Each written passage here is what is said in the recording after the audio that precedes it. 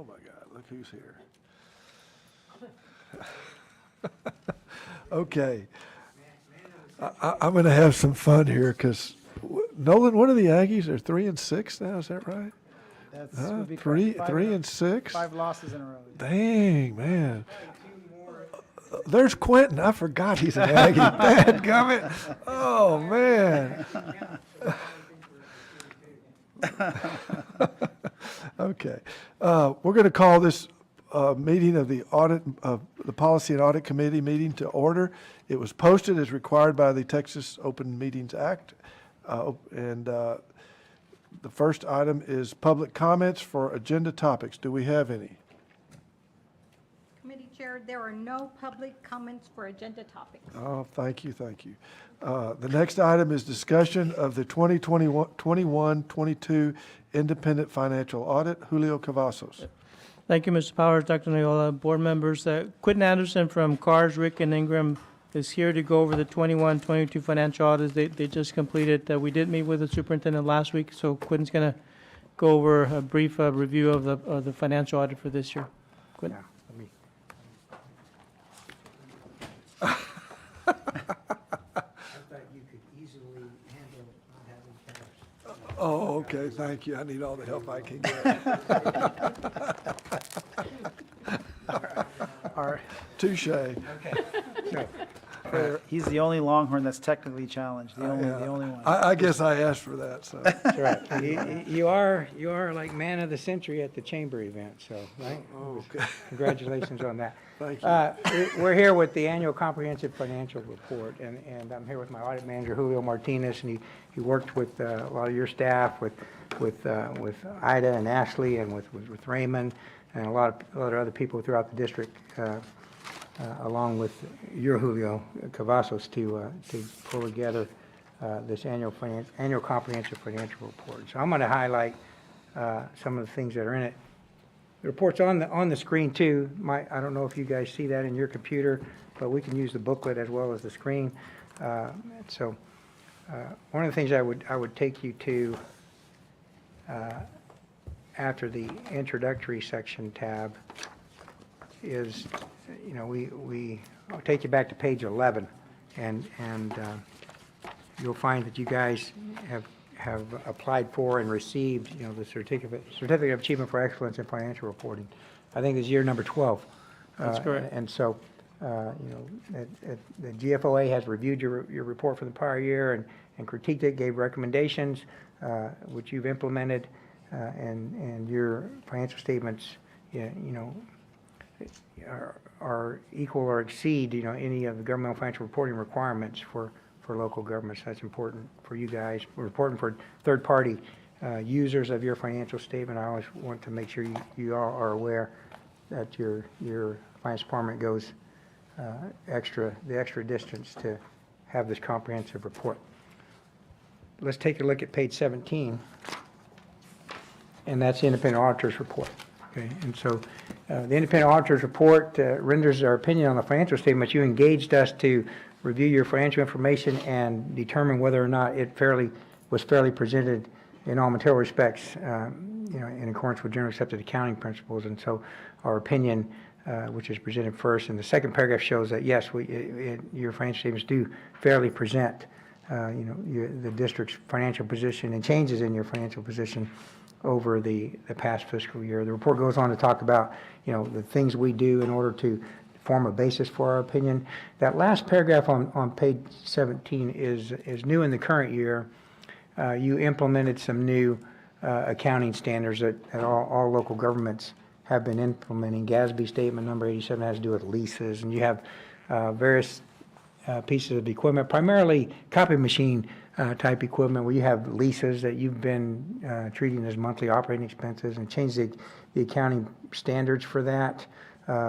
And also the bigger item in that implementation had to do with your agreement with UTRGV to build this building together and then to lease it for 35 years or an extended period of time. And your commitment into that was $8 million of the construction cost, which represents kind of prepaid rent and a lease. And so those are two new things reflected in the financial statement.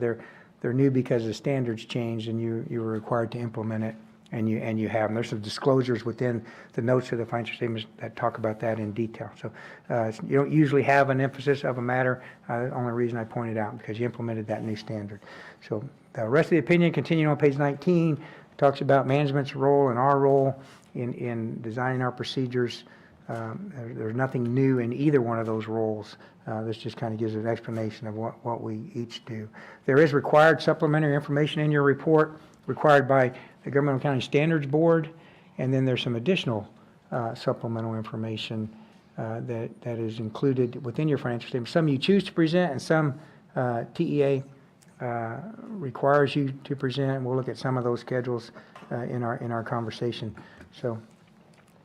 And then there's, additional sections in the report, statistical sections that you put in to make your report comprehensive. And it has, 10 years of, generally 10 years of historical information about the district. We're going to use some of that for our discussion. And then the last section of that opinion, makes note to the fact that because you're a governmental entity, in accordance with government auditing standards, we've issued some reports that deal with controls over financial reporting and compliance. Nothing new in that regard. Similar reports that we've had in the past, and we'll flip to those as we go through our discussion as well. So I'm going to take you to page 25, which is the first page of management's discussion and analysis, and the finance department's put together some key financial highlights showing you changes in your financial position and growth in overall all financial assets. I'll show you in a quick chart. Page 29 is a comparative schedule of your assets and liabilities and net position. And so your net position grew from one year to the next.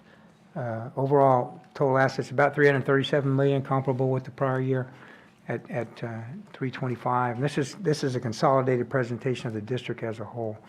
Liabilities about $251 million, and your overall net position went from 13 to 34, grew about $20 million from one year to the next. And again, that's all the district's funds, general fund, capital projects funds, special revenue funds, debt service fund, everything combined together. We don't usually focus on the financial statements on that way when you get your management reports internally, but that's a consolidated presentation.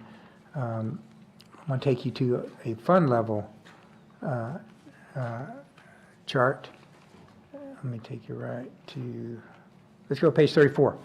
Well, something we do like to focus on is fund balances, and this shows fund balances comparatively for previous fiscal year 2021 and the year ending June 30, 2022. Your total fund balances grew from 56 million to 63. Your general fund balance, which would be something you'd be more closely interested in, grew on page 42. Page 42 has grown to $48 million from the previous year, and on page 44 you would see it grew by about $3.6 million. So if we look at page 44, general fund revenues were $185 million, if I squint, and expenditures about 181, the difference about $3.6 million. So you increased your general fund balance from 44 to 48 million. And that represents a couple months worth of annual Yeah, it's a little bit more than about expenditures. 70, 80 days, yeah, it's a little bit higher than what we typically have. What's the recommended amount? It's 2 months or? Yeah, we have a policy that has 60 days. The recommended amount to get the highest number on the first is 90 days. It will be closer to, and I think this is over the 90 days this year. Great. Yeah, okay. A couple of things that stick out on page 44. One thing that does, you look at that one column for ARPA, the ARP Act ESSER 3 funds. You guys received some substantial additional federal revenues this year compared to prior years. Your total federal awards, if you see in the third column, federal program revenues, over $67 million, and that was probably about $37 million in the prior year. And the big difference are the ESSER 3 funds in the current year that we had to do some compliance testing on. So it did have a big impact. I want to take you to a couple notes within the, and you guys interject with any questions as we go along. If I'm going too fast, stop me and we'll go over some things. I want to look at page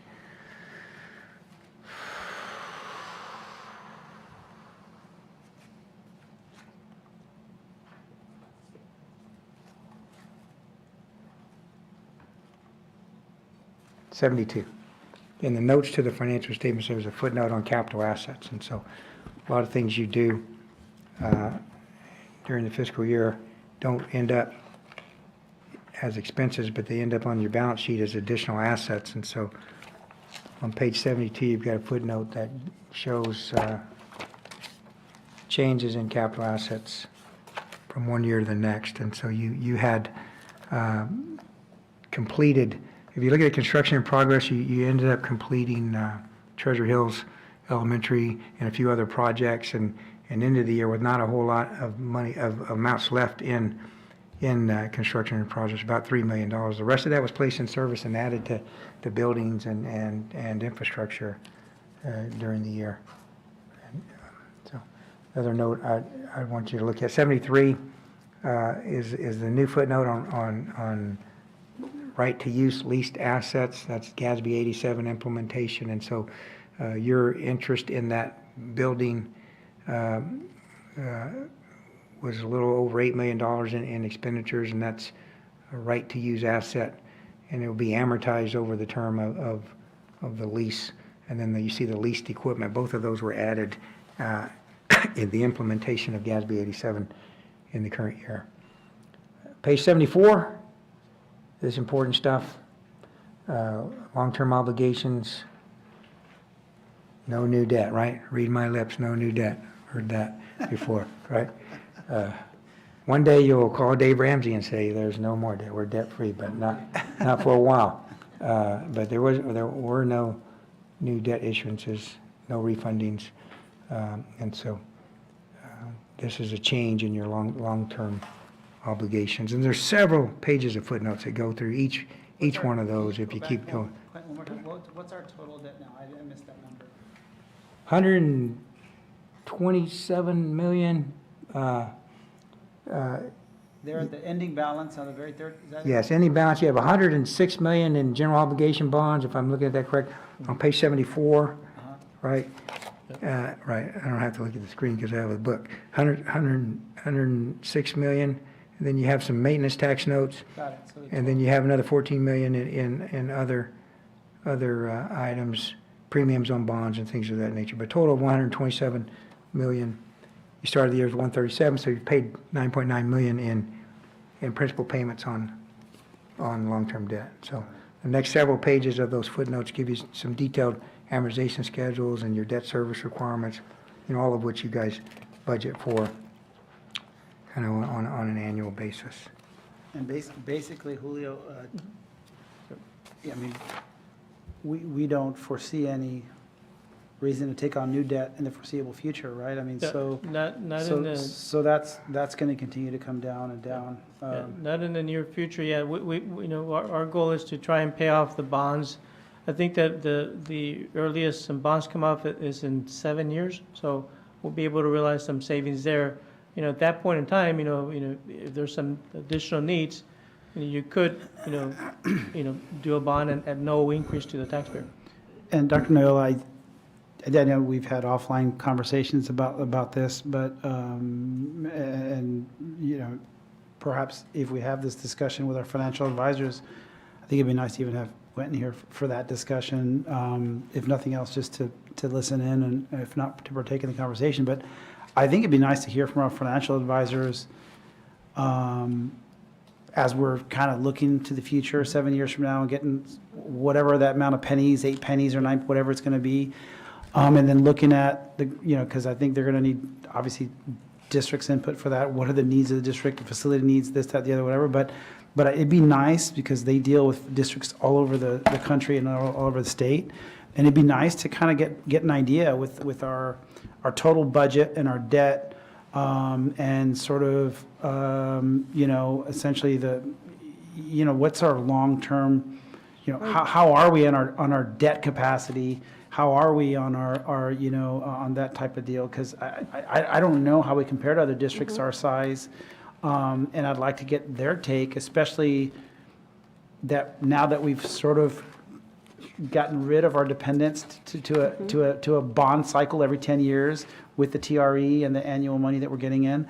I'd love to kind of know what their sort of assessment is on our debt ratio, given the size of our district and given the monies that we have coming in and giving, I mean, if that's a fair question. I mean, because I don't think that we fully have a great understanding of that. And it'd be nice to hear from a financial advisor as well from And I think it's great timing for that, Doc, as we're looking at possibly a facility study, just to really do an assessment.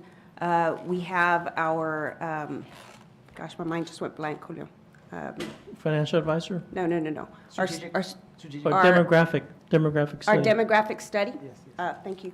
So our demographer will be providing a study to us, so I think all of that, our strategic plan, you know, all of these pieces are coming together so that it's an excellent time for us to really sit down and do some master planning based on data, based on the feedback that our financial advisor is providing.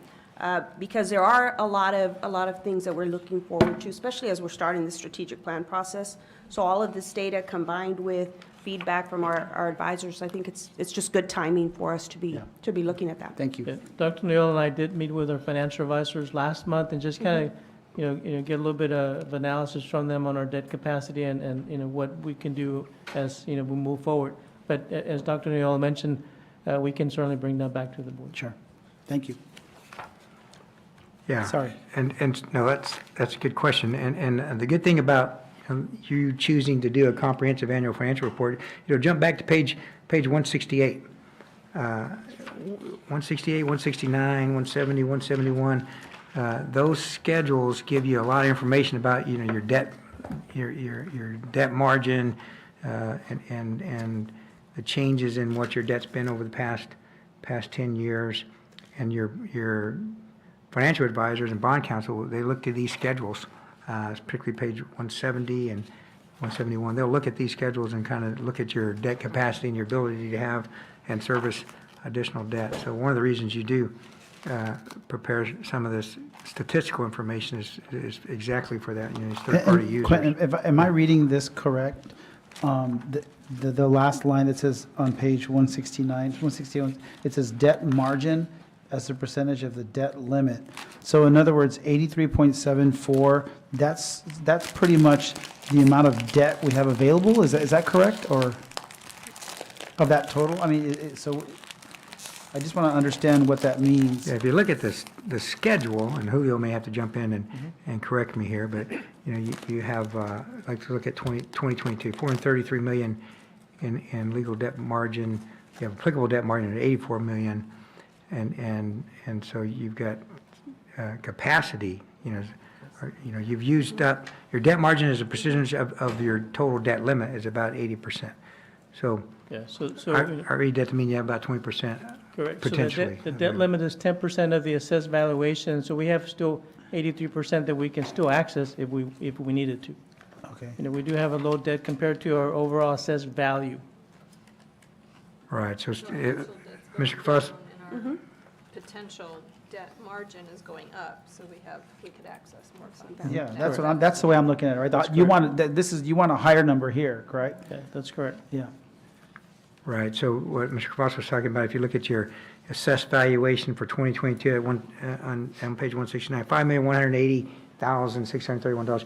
So your 10% of that is $518 million. And so that's not 5 million, it's $5,180 million. And your Your total debt is 90 million. yeah, total debt's 90 million.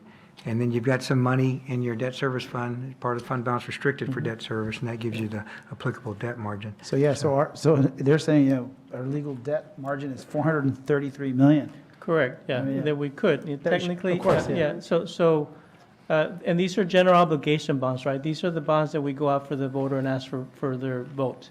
These are not the other debt that we have, like the maintenance tax notes or the, I hate to belabor this point, but Yeah, I mean, I think that's pretty impressive, and I would love, maybe at a different time, maybe when we have that financial advisor discussion and that kind of stuff, I would love to know other districts our size, comparing apples to apples, how do they compare in their legal debt margin compared to ours?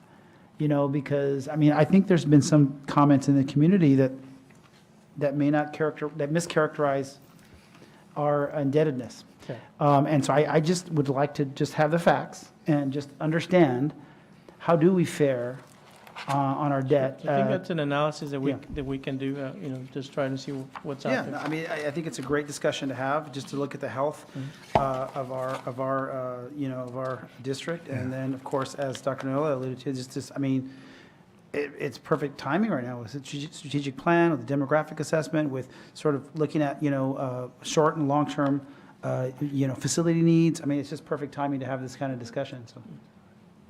Yeah, and the GFOA have some statistics on stuff like that, but it's better to, you know, we've got so many local examples, we can probably have a better comparative analysis. We can probably help you with some of those stats. And I'm certain your bond advisors and financial advisors are going to have those stats Yeah, handy, right? they probably will. Right. And, you know, I think. But you also have stats nationwide. I mean, your firm has stats not only the state, but Right. across, right? Right, so we can get other local governments outside of Texas, they're not going to be like a Texas school district, and then we can get a lot of Texas school districts too, which would be more relevant, so. Okay, so, and this is not probably the ripe environment for interest rates at this point, right? So, it is an analysis probably to do though. So the things I pointed out in the notes, we looked at capital assets and the changes during the year. We looked at the implementation of GASB 87. We looked at the long-term debt, and there was no new debt during the year, just about $10 million in payments for the year. Several footnotes, you know, that include information related to that debt. I'm going to take you now to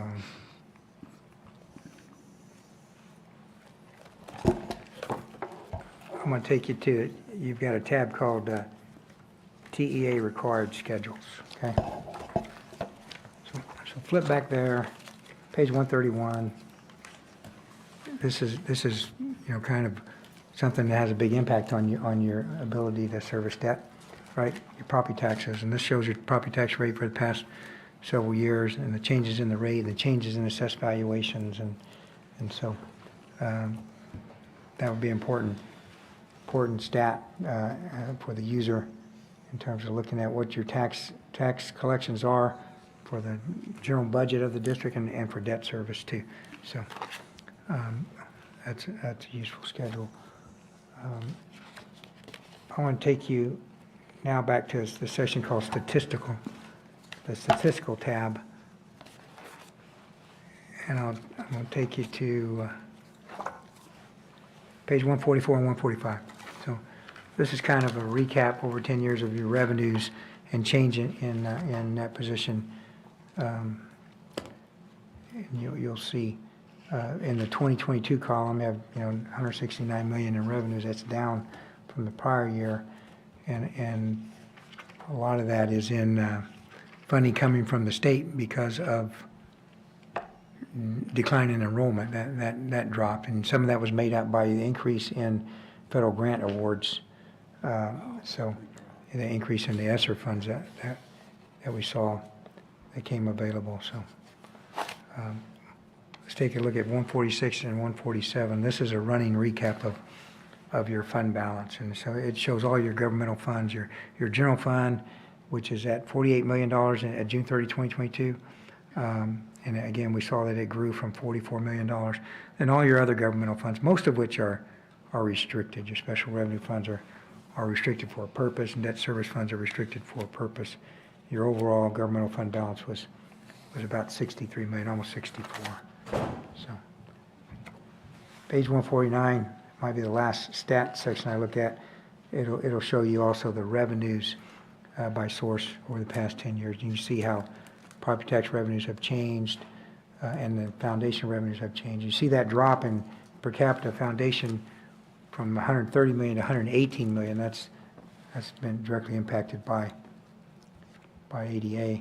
And then on the federal program revenue side, you see that increase from 40 million to $67 million. And that, most of that increase was, the ESSER 3 funds that you had. So overall revenues at $258 million compared to $237 the year before. Yeah, Right. On the state revenues, and as we mentioned before, there was no hold harmless from the state for the average daily attendance for 21-22.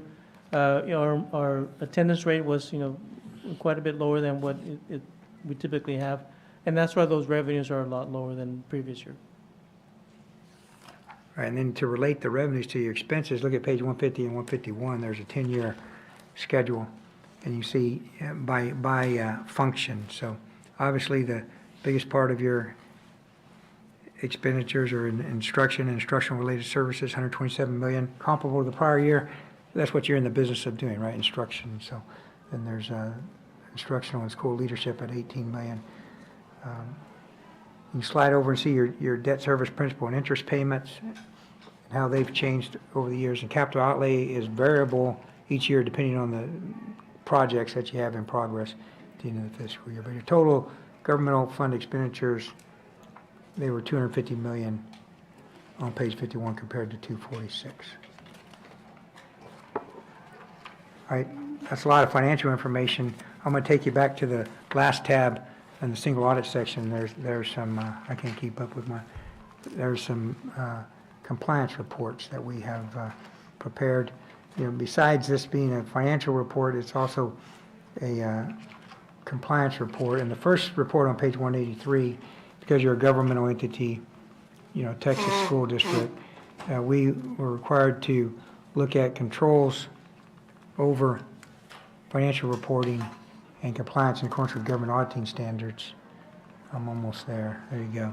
And so what we found is in our testing, we didn't identify any matters that we considered to be material deficiencies, and that's important to you. On page 185, we didn't identify any instances of non-compliance or other matters that were required to be reported, and that's important to you as well. The next report on page 187 deals specifically with your federal grant awards. And put that in perspective, I'll go to page 196 and 197. Right. So there's $65 million in federal grant awards. I think it was about 37 to 40 million in the prior year. There was a big change on page 197, midway down. You see the COVID-19 ESSER funds, nearly $30 million, and that made a big impact. And that helped with some of the funds that lost from state aid. But when we talk about the opinion on page 187, we're talking about that schedule of expenditures of federal awards and the compliance testing that had to be done over that. So you jump back to page 187, and it says that, in our opinion, the district complied in all material respects with the requirements that could have a direct and material effect on major program compliance. So that's important to you. That's what you're expecting. Page 189 continues with a lot of verbiage related to the opinion on compliance. But if you jump to page 191, we also issue a report on internal controls over compliance. The first report was dealing with internal controls over financial statements, and these reports are dealing with internal controls over compliance, both of them important. And this report says that we did not identify any deficiencies over compliance that were considered to be material weaknesses, and so that's important too. Page 192 summarizes what's in both of those reports, and probably easier table just to look at. So there were an unmodified opinion on the financial statements means they were fairly presented. Unmodified opinion on compliance means there were no instances of non-compliance noted. We didn't have material weaknesses or came across anything we categorized as a significant deficiency. And so this whole report and all the testing done with respect to controls over financial reporting and compliance, reflect favorably on the district, just as the independent auditor's opinion did as well. So I'd be glad to address questions on that. Got a couple minutes left, and I have a separate handout that I wanted to go over, that we, in our communications with the board regarding the audit process. And so I'm going to turn that schedule, but if you do have questions, just interject. And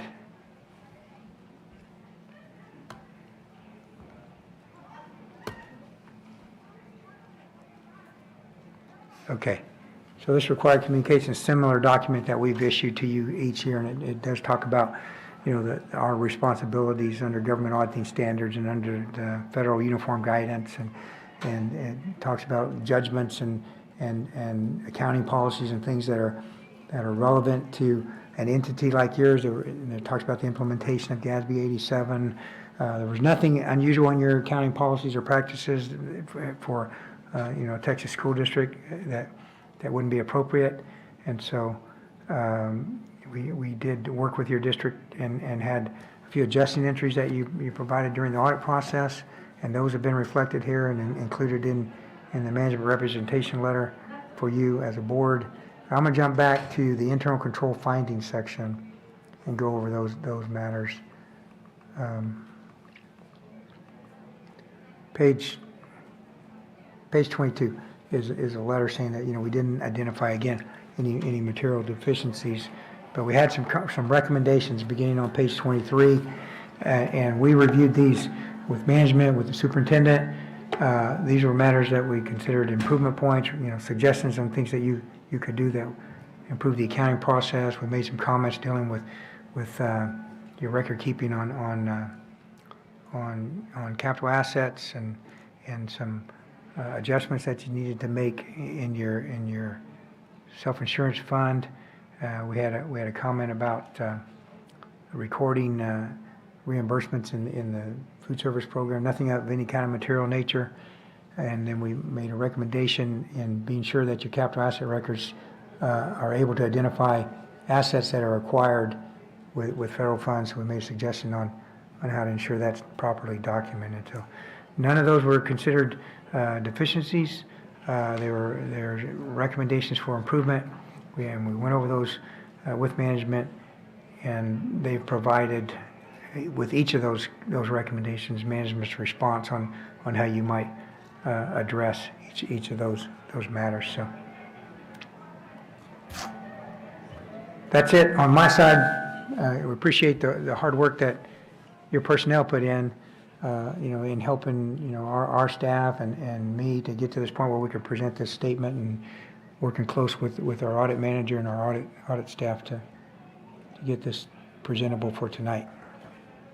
Do we have any questions from any members, any committee members? Quentin, I want to thank you. This is very in-depth, and I know you just were able to hit the highlights, but it's very reassuring to know that I think we got the highest rating you could probably give us. We were complying with everything, and that is a testament to our outstanding finance department, Julio, your staff, and Nellie, everybody that works with them. And we appreciate all your hard work. I mean, you're spoiling us, Julio. At 12 years in a row, we get the highest rating. And Quentin, thank you, because it's reassuring to know that we're in such good standing. Like Nolan said, I think this is something we need to get out in the public and let everybody know how strong financially this district is. Thank you for all your hard work. And your staff, too. We Thank want you. a 95 next time, not a 90. Yeah. Well, that's different. Yeah. So the We're cutting a little GFOA, close this time. the GFOA Certificate of Achievement for Excellence in Financial Reporting means you just told it like it was. That's right. Those were the numbers, right? You're talking about the school first rating, First rating, which yeah. was School still, first rating, yes, yes. still superior, It right? was. We're So- working on that, sir. But again, thanks to Quentin and the staff. They do the majority of this work, and every year, they do great work. And we ended up with a good fund balance, $48.3 million. I think that's one of the highest we've had, probably the highest we had. Yeah, it's ever. terrific. It works- Thank you. A lot of good projects. Thank Okay, you. thank you so much, Quentin. Thank your staff, too, for all the hard work. The next item on the agenda is to recommended revisions to policy FMG local. Debbie Scoggin. Thank you. Good evening, Mr. Powers, Committee Chair, Dr. Noyola, committee members, senior team, and audience. Policy FMG Local Student Activities and Travel is recommended for revision this evening. Specifically, we're looking at the 4-year cycle for out-of-state travel for Harlingen High School and Harlingen High School South Band, choir, and orchestra groups that shall be based on a 4-year rotation cycle beginning in the 23-24 school year through the 2026-2027 school year. All out-of-state travel will continue to require board approval as it has in the past. We just needed to update this policy. The last time we brought this forward was in 2015, so at the direction of Mrs. Kara Hoflinger, our Director for Music Program, she did make this recommendation, and certainly administration agrees with her recommendation. Be happy to answer any questions the board may have. Yeah, quick question, just, you know, and I don't know, Dr. Noyola, if you want to look into this as far as best practices or whatnot, but, you know, I do feel that we have quite a great history and track record in this type of appropriations. It benefits directly our students. And I don't know if there's best practices across the state or anywhere else. You know, I know we have a lot of students come for these types of events. They stay till, you know, sometimes 9 o'clock, 8:30, since we have so many other items before we get to this item, and then they have to, you know, and I think if we could consider, at least, if this is within best practices or standards, I mean, I think it is, if we can consider moving these to the consent calendar, I think that would be a good thing for the future.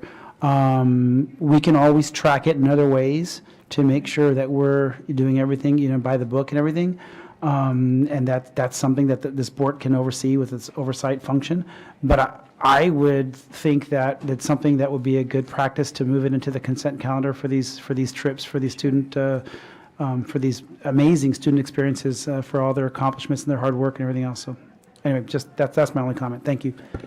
Yes, absolutely. Thank you. I echo that. I think it's a great idea.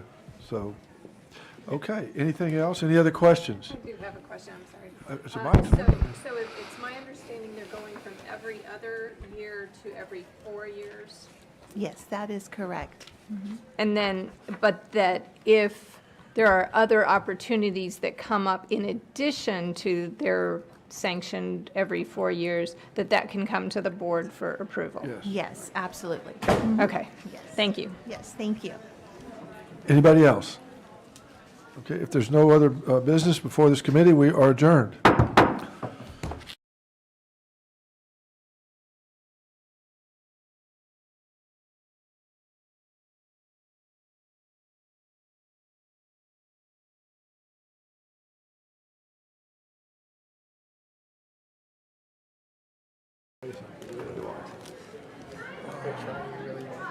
All right, I'd like to bring this meeting to order.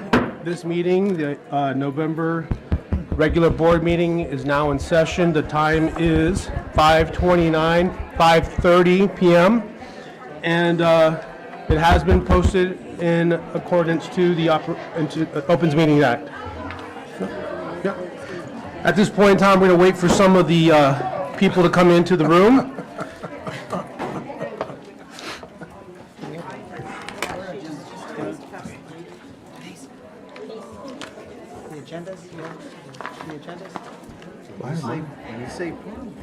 I'm not. I can look it up online. I'm good with that too. I know it's posted online. I have mine.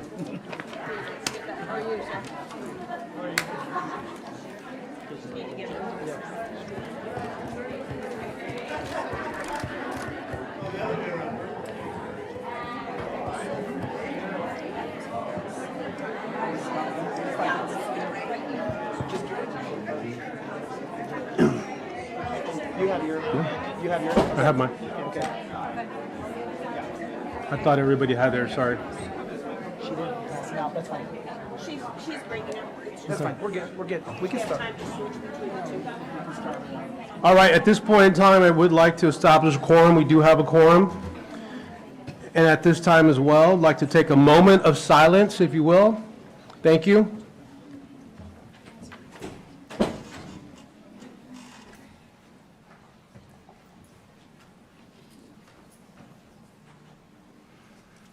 At this time, we'd like to do the Pledge of Allegiance. Ms. Brianna Vela Garcia.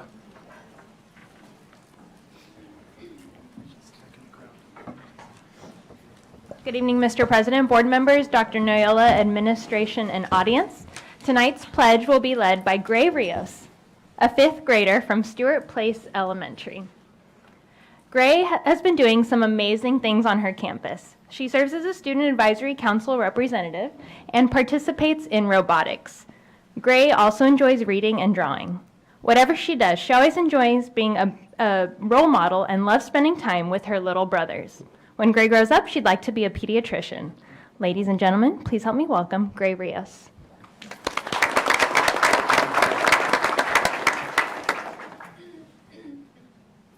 I pledge allegiance to the flag of the United States of America and to the republic for which it stands, one nation, under God, indivisible, with liberty and justice for all. Thank you. You may be seated. We're now moving to item number 2A, recognition of PTSA Students of the Month for November. Ms. Brianna Vela Garcia.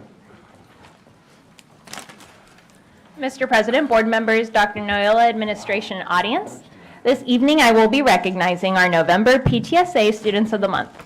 Our students represent the PTSAs of Harlingen High School, Harlingen High School South, Harlingen Collegiate High School, and Harlingen School of Health Professions. The Media Arts and Communications Academy produced and edited this video you are about to see. We hope you enjoy. I'm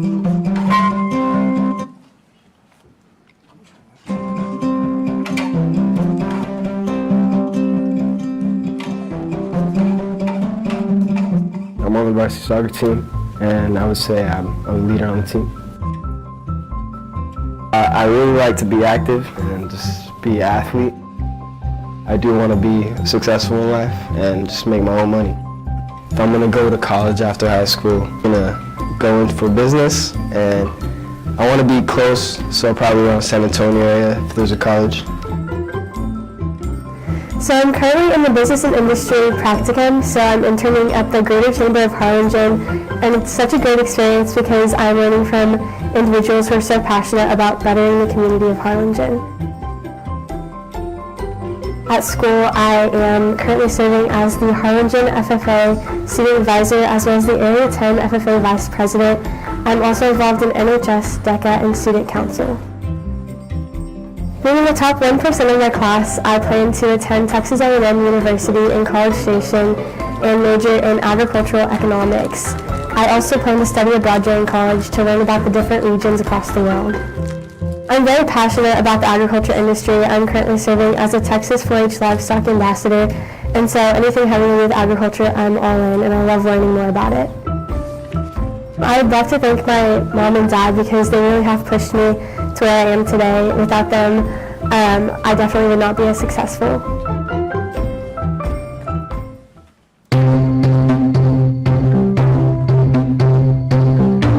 I'm the Colonel of Harlingen Seven Stars, and I'm also in the National Technical Honor Society. I'm very passionate about dance. I've been dancing for about 13 years, 15 years, and it's just a place where I can express myself in the art of dancing. I plan on going to Texas A&M University in College Station and majoring in biomedical sciences. After college, I want to go to medical school, and after that, I want to become a pediatrician because I just love helping kids and helping others. I would like to thank my parents. They've always been there for every event, every grade level, and they've always continued to push me and just show me that there's so much more to the world and become the leader I am today. I am in PTSA, and I'm the student liaison in FFA. I am the chapter treasurer, and then I'm also involved in NHS. I'm passionate about taking care of my horses and also going to rodeos with them and just racing. I'm planning on going to Texas A&M University in College Station, and my major is animal science, and I'm planning on doing something in that degree.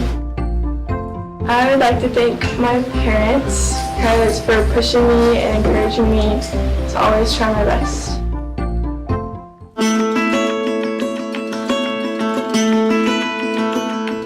I participate a lot in PTSA. I am the treasurer in there, and I hop around any events that they have. I plan to go to UTRGV in Edinburgh, and I plan to study computer engineering. I always like working with computers a lot. Every time I get a chance, I like to mess with things. I built my own computer by hand, so that was a really good learning experience for me. And I want to first thank my mother pretty much. Well, she always encourages me to do more. I don't know how to explain it, but she always pushes me to be the best I can be. Currently, I am in Student Council, National Honor Society, and PTSA. In Student Council, I am a president. In NHS and PTSA, I am both member. Just the involvement, around our community and school, I really like volunteering and helping people whenever I can.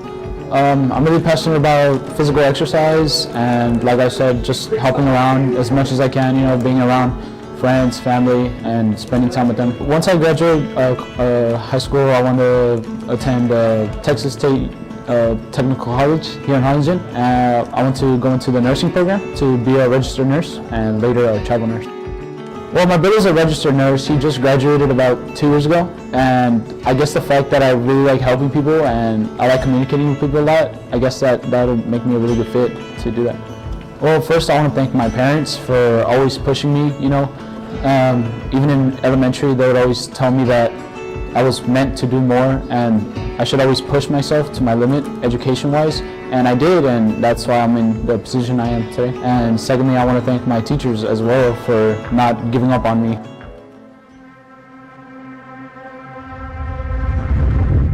I'm a member of NHS and I'm part of the LVM program.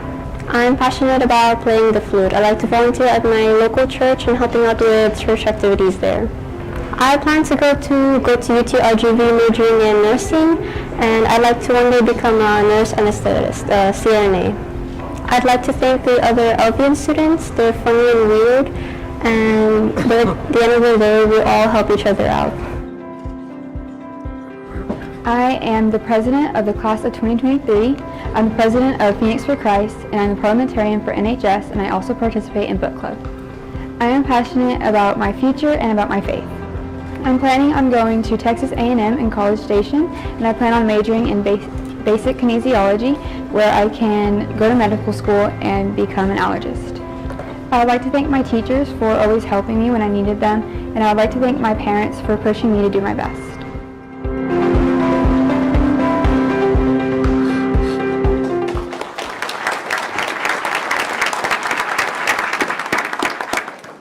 I know we have some proud family members in the audience tonight. Can you all stand to be recognized? Any family members of our Students of the Month?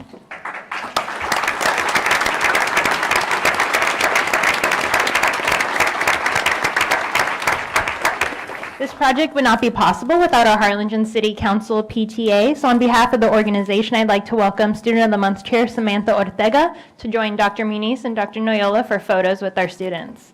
Students, as I call your name, please come to the front for a photo.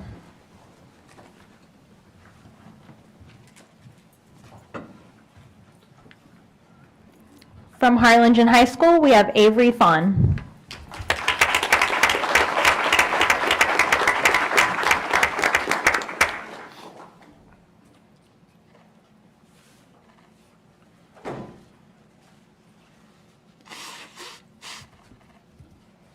We also have Trenton Kaufman.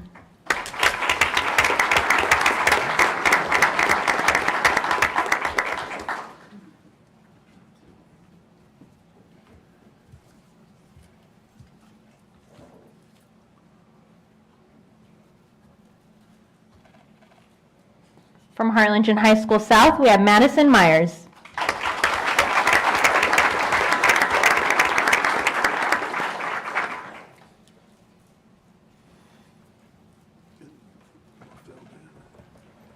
Hannah Campbell from Harlingen High School South.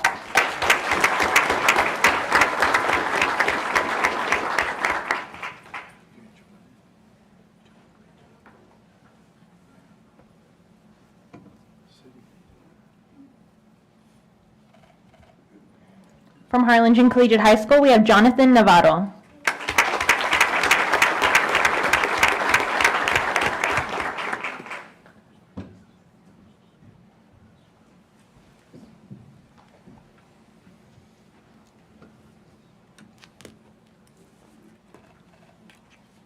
Our next student of the month is Ernesto Segura.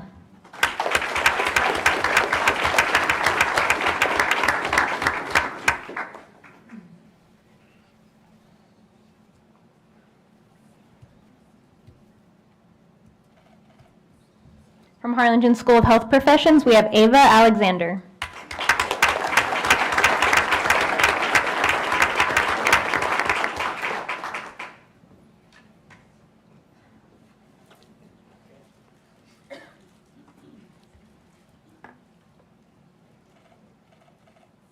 Also from Harlingen School of Health Professions, we have Trisha Barreta Bravero.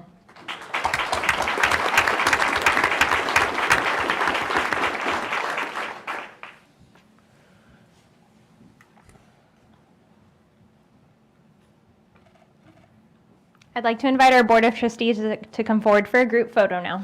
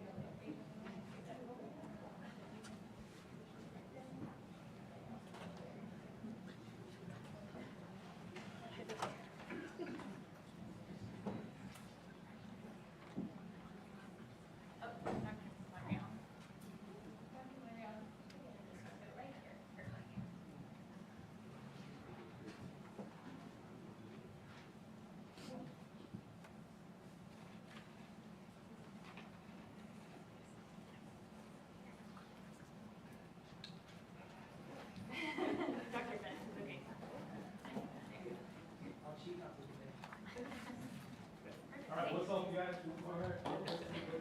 Here we go, ready? Everybody, 1, 2, and everybody wave, 1, 2, and 3, got it, good job.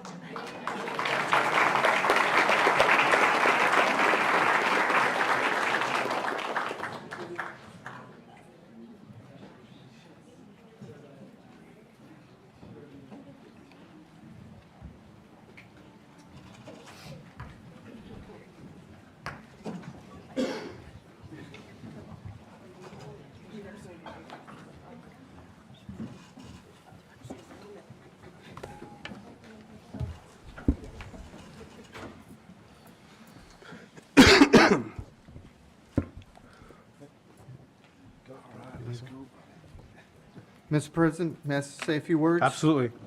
Thank you. You know, this is a time where we really look forward to every single month hearing about the great work that each individual does. And it kind of highlights and it gives us an opportunity to see it. And many times we're not able to go to the school and see a lot of the great things that they're doing. So we get to see it here and we're really lucky. You know, but I've been very, very honored and blessed that one of your very own, Avery Fawn, she actually, Avery, you want to stand up real quick? Avery came up and she works at the chamber, and every single day I see the work that she does, and she represents each and every single one of you all, the students, in the dedication, the hard work, and everything that happens. And I'm just amazed at the leadership that students are having at such an early age. I see it every day, every time that Fawn comes in and does the work. She's a big part of the Chamber of Commerce, and we're really excited, we're really blessed and honored to not only see the work that she does, but represents each and every single student at HCISD, because all the students are learning so many great things from all the great principals, the teachers, the administrators, and everybody else. So on behalf of the board, congratulations, each and every single one of you. We're really proud of you. Keep up the great work, and we keep looking forward to greater things tomorrow. Thank you.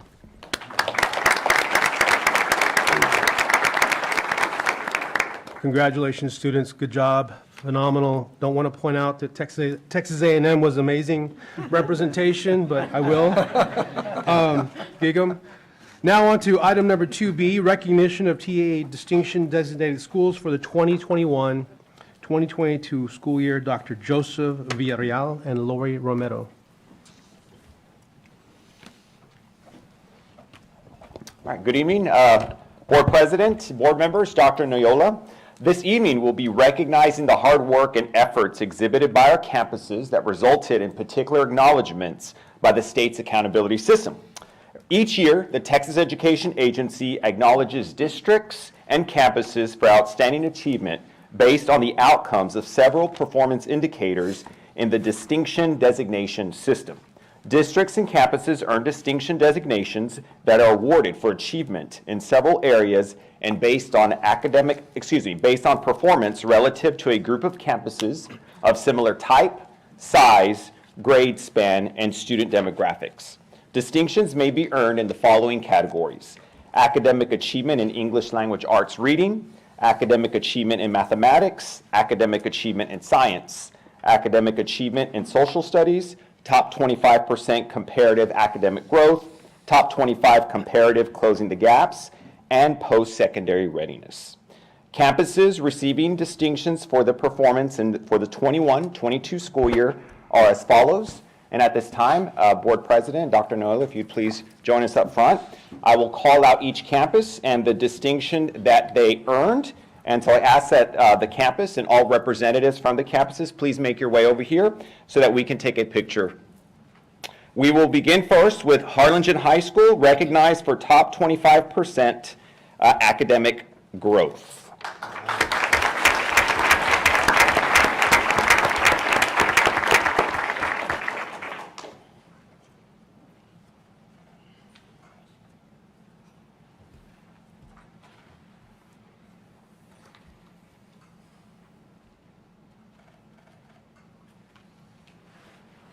Next, we have Harlingen High School South, top 25% comparative academic growth, academic achievement in English language arts reading, academic achievement in science, and academic achievement in social studies.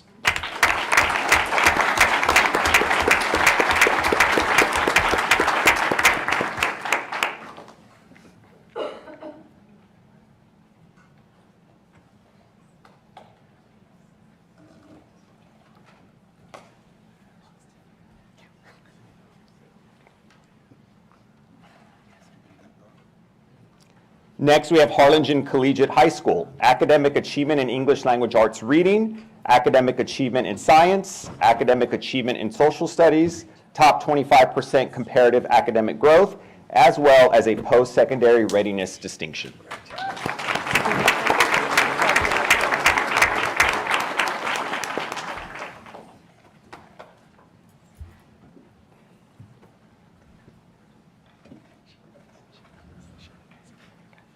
Next, we have the Harlingen School of Health Professions, academic achievement in English language arts reading, academic achievement in mathematics, academic achievement in science, academic achievement in social studies, top 25% comparative academic growth, top 25% comparative closing the gaps, a post-secondary readiness, which means they earned all possible distinctions.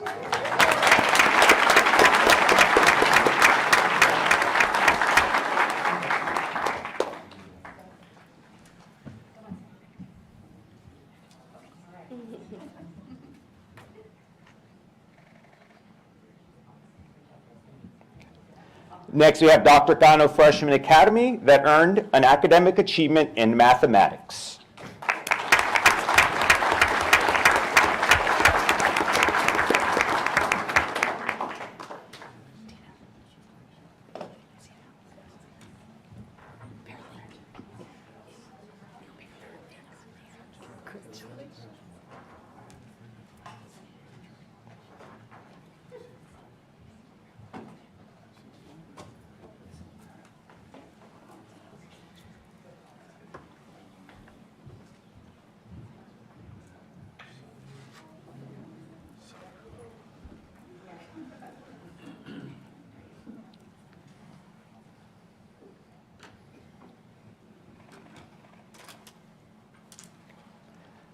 Next, we have Gutierrez Middle School of Arts and Sciences, academic achievement in English language arts reading, top 25% comparative academic growth, top 25% comparative closing the gaps.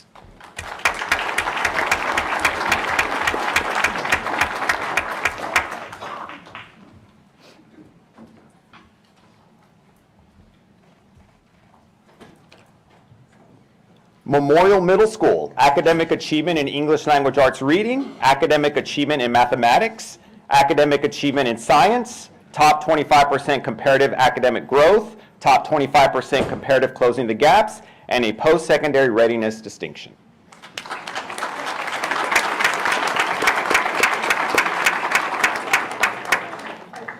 And he brought the whole campus.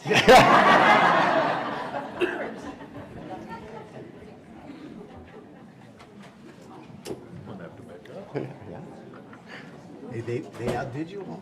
Yeah. No, stay with you. They're not competitive, right? No, we're never. No.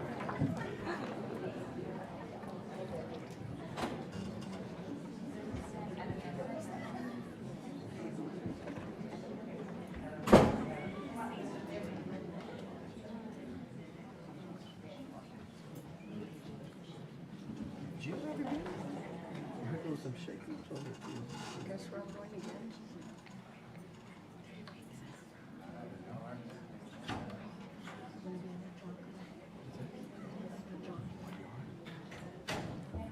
There's a regents meeting tomorrow, so. Yeah, I heard that. There's going to be a lot of people.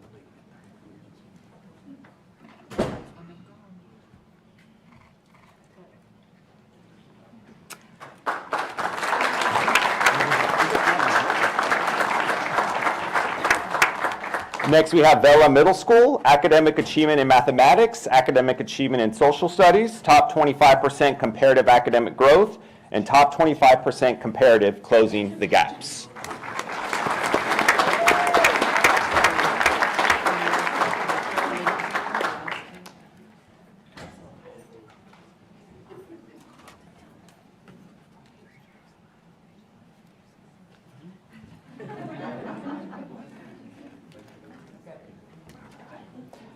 And our last secondary campus, Vernon Middle School World Languages Academy.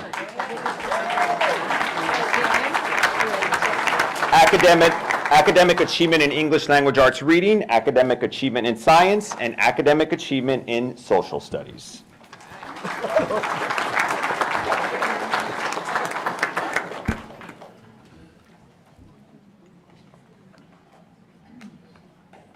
Hey, Snavely. They're jealous because you brought the whole team and they didn't think of that. Instigator over here. And board members, if you'd please join us up front so we can take a group picture with all of our fantastic secondary school principals.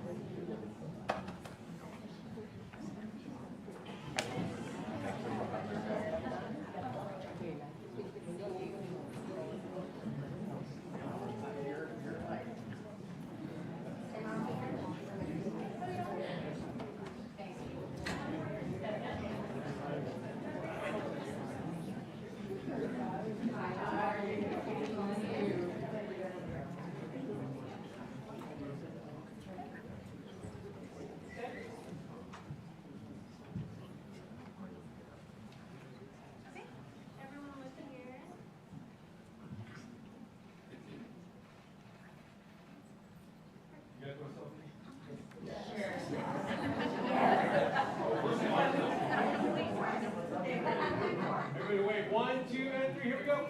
Got it.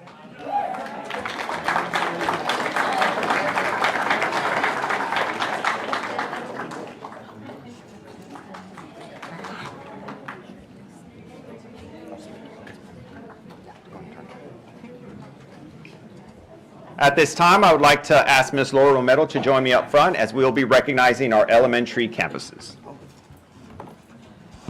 So we will continue with the celebrations for elementary, starting off with Austin Elementary IB World School, Principal Magda Gonzalez. Academic achievement in English Language Arts Reading, top 25% comparative academic growth, and top 25% comparative closing the gaps.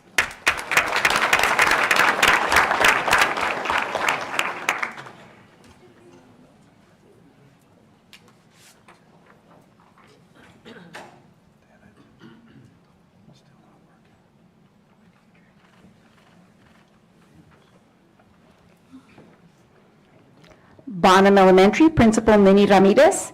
Academic achievement in science, post-secondary readiness.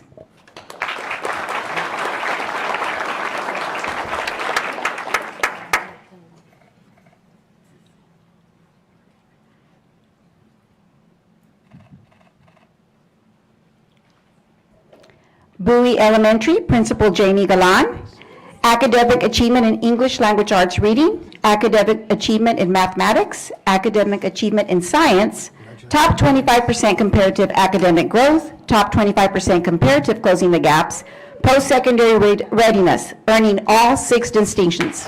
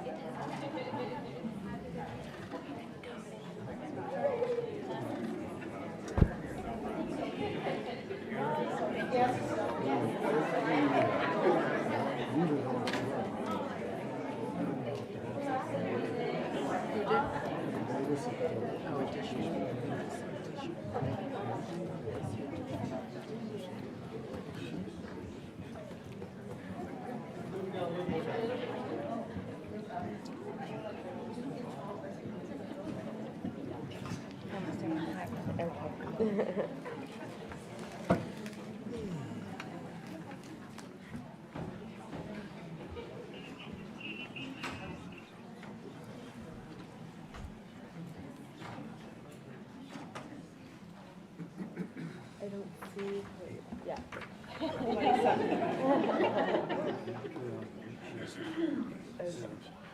Our mother's at work for Texas A&M. All right, so you guys, here we go. Everybody, you got to wave, though. The force is strong. Ready, 1, 2, and 3. Got it. Good job. We love you.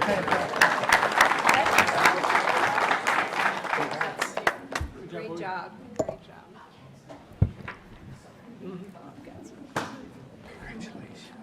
Crockett Elementary, Principal Linda Molina, who is at Holsworth. We do have Olivia Perry, our instructional coach, representing the campus. Academic achievement in English Language Arts Reading and academic achievement in science.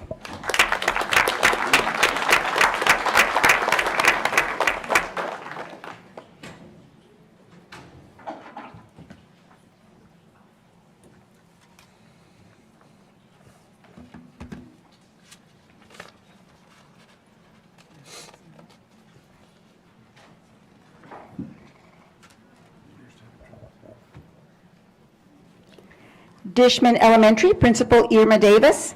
Academic achievement in English Language Arts Reading.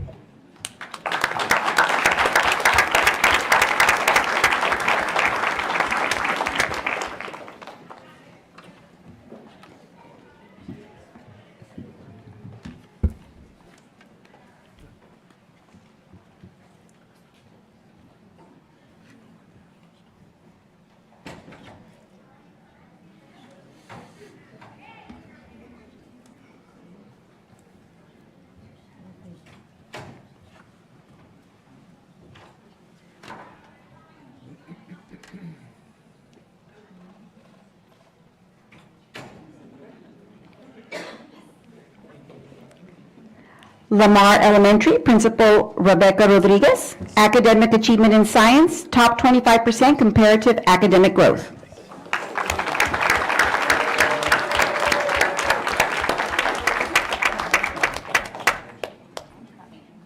How are you? Good to see you.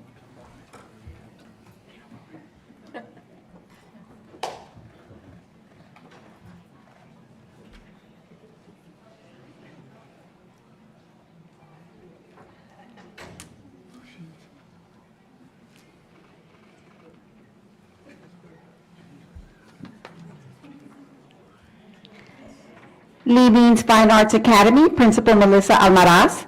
Top 25% comparative closing the gaps and post-secondary readiness.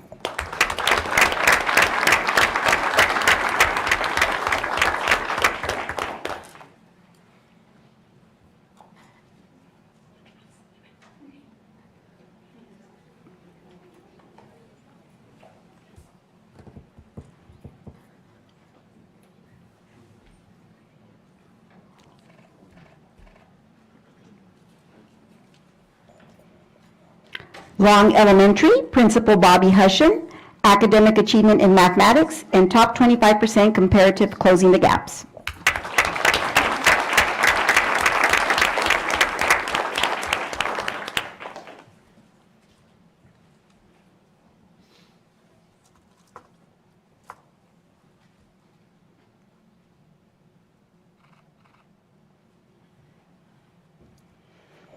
Ben Milam Elementary, Principal Brenda McKenney, top 25% comparative academic growth.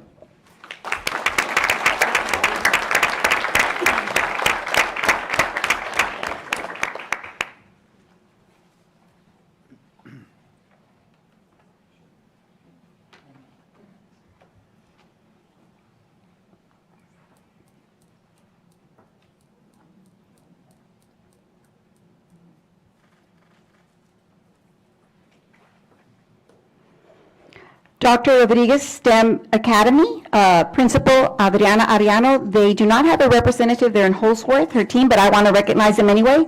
Top 25% comparative academic growth, top 25% comparative closing the gaps, post-secondary readiness.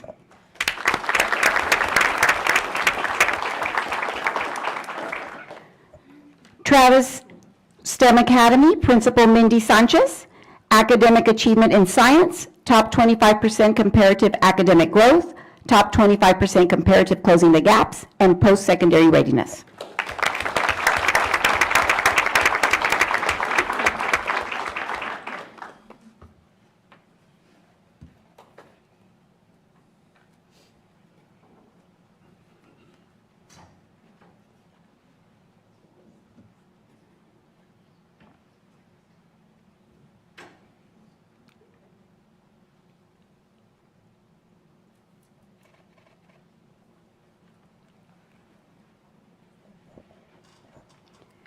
Treasure Hills Elementary, Principal Roland Ingram, top 25% comparative academic growth.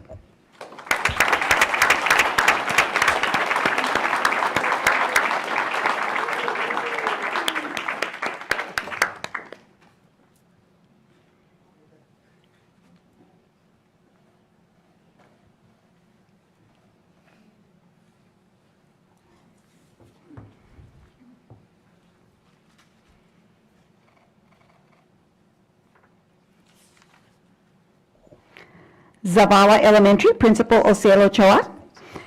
Academic achievement in English Language Arts Reading, top 25% comparative academic growth, top 25% comparative closing the gaps, and post-secondary readiness.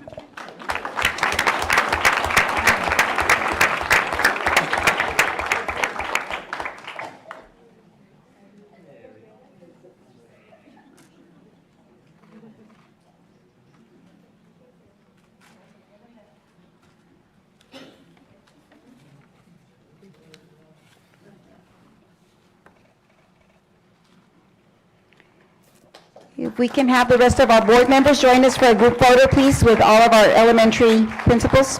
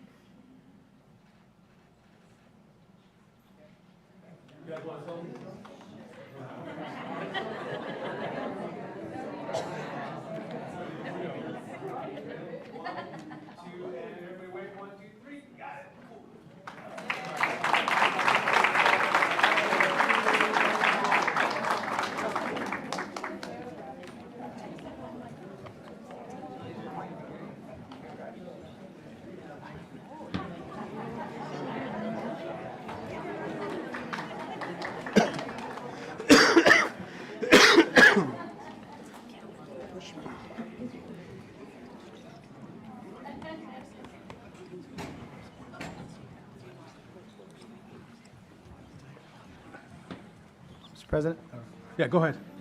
if I can comment before they all skedaddle. I think they're already running out of here, but that's okay. We understand why. We're keeping track, we're keeping track. I just want to say how proud I am of all of our, district, of all of our campuses and all of our, both in secondary and elementary, but especially the ones here tonight who really went far and above to meet these distinction levels. But I do want to say, obviously, as we've had in previous board meetings, discussions, spoken about sort of our desire and our expectation that we get to that sort of A level as a district, right? I do want to say, though, that I hope that our focus remains on sort of like raising the ceiling for all, and not just sort of, getting, because you can sort of, do those little things just to get the grade and that kind of stuff. But what really makes me happy about seeing some of these achievements that and distinctions that some of the campuses have achieved is that there's a focus on sort of what I don't know if Juan Garcia is still here, but I learned this from him. But there he is. What he calls the M&Ms.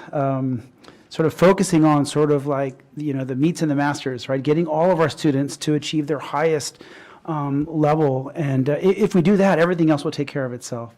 And so I know that this board has really sort of spoke heavily about sort of our expectations and what we want to get, but let's get there the right way by continuing to do the amazing work that we're doing to match that talent and opportunity for all students and lift the ceiling for all students, and with that the rising tide lifts all boats, and the other things will take care of itself. And so we have an enormous talent at all of our campuses, starting when they're just, this tall, when they're 4 years old and they come to our district. And we just want to make sure that we flip their switch and inspire them, and just, at that point, we're just along for the ride as they really impress us with what they can achieve. And so congratulations to all you here that reached these distinctions. I know we're going to do a lot of great things in the years to come, but it's thanks to your leadership and to your caring and your inspiration and the dedication that you provide to all our students and our children every day. So God bless y'all. Thank y'all very much, and congrats again.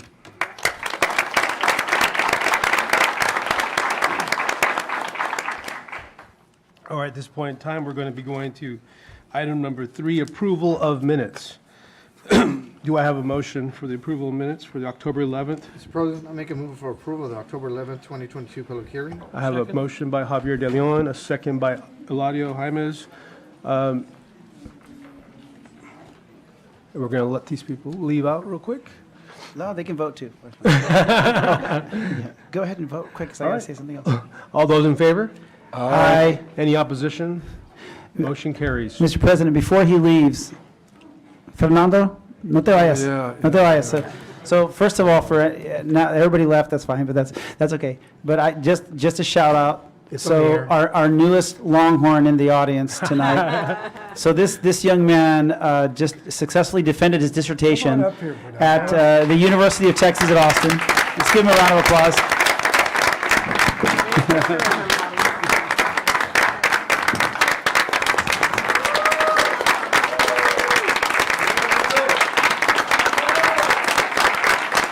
So while we're not going to make you hook 'em here, but I do have a picture of him doing the hook 'em, so that's awesome. That's priceless. But we're just really immensely proud of your, obviously, your continued leadership there at South, but more importantly, continuing to develop yourself, continue your educational journey. And as a Longhorn, I couldn't be prouder to have an Aggie join the Longhorn ranks in a small way. I understand you're still an Aggie. I get all how it works. I know how it works, but really appreciate you continuing this journey and continuing with us at your leadership at HCISD. So super proud of you. Congrats. Thank you so much. Thank you, everybody. You're wearing the perfect color tie. Thank you. Just for today, sir. And now, when is your graduation? What's the date again? I'm gonna hopefully participate commencement in May, but In May, the okay. official graduation would be In December. December, yes. Awesome. Congrats, super proud of you. Thanks, and Gig'em, appreciate y'all. Okay, now I'm going to post that picture on, no, I'm not, no. All right. On to item number 4, the principal's report. Did I miss that, skip one? Yeah. Oh, yeah, B, so approval of minutes, B, regular board meeting. I move for approval as submitted. I have a motion by Greg Powers, I have a second by Dr. Reiniger. Any discussion? All those in favor say aye. Aye. Motion carries. All right, now we're going to item number 4, principal's report by Catherine Johnson, Stewart Place Elementary. The Stewart. The Stewart. Hello, everyone. Hello.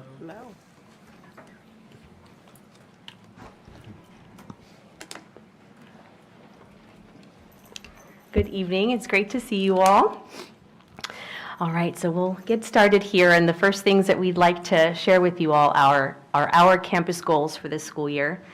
So they are safety, high expectations, growth, and kindness, respect, and love. And the growth and high expectations are really, really easy to work with when we have so much good instruction going on the campus, and particularly blended learning.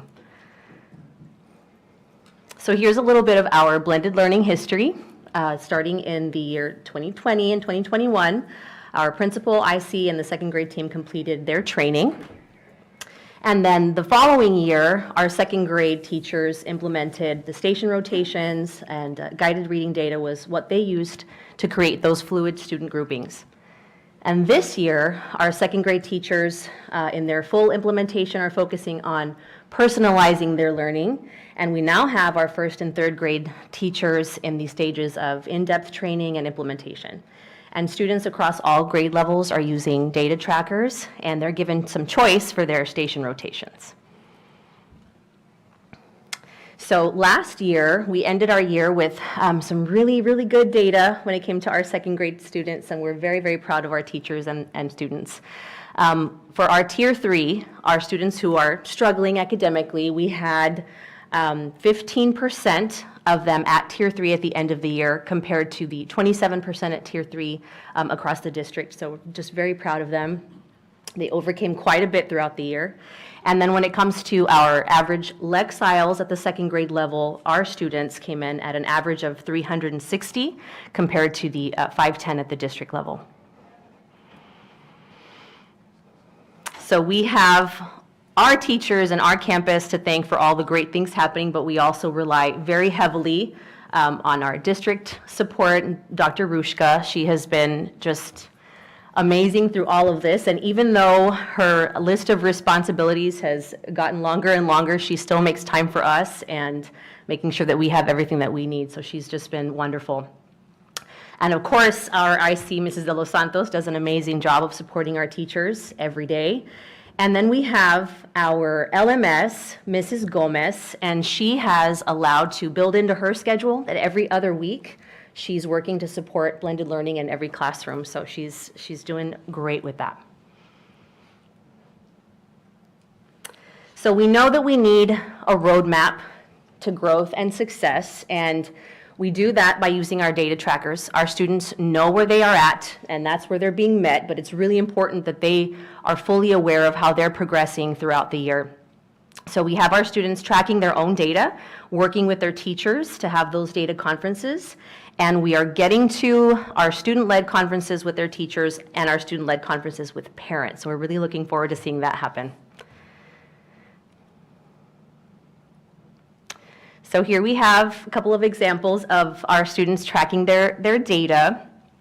And they track their iStation data, their Lexile levels, and they break it down by skill. So our kids are fully aware of whether they need 30, 60, or 90 minutes of iStation every week based on what tier they are currently performing at. So here are a couple of pictures of third grade students having data chats with their teacher. And one of the ways that we are starting to personalize our learning is through the use of NIHouse. And so we have this teacher-created our very own teacher, by the way, created this NIHouse site that students are accessing in class depending on how they're performing and their mastery path and where they've landed that week and how they're doing. They know which lists of words to access, and they're doing a really, really great job with that. And Mrs. Andrade is sharing this with teachers at other campuses. Yes, before we get to that, we have a video to share with you all.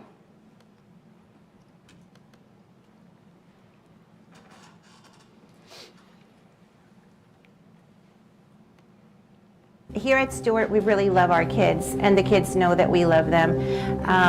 Having this opportunity for them to do blended learning gives them the advantage to be able to move about the room, to do their work and to do their lessons, to, like I said earlier, take ownership in what they're doing, and just to thrive in the classroom and be creative, independent thinkers.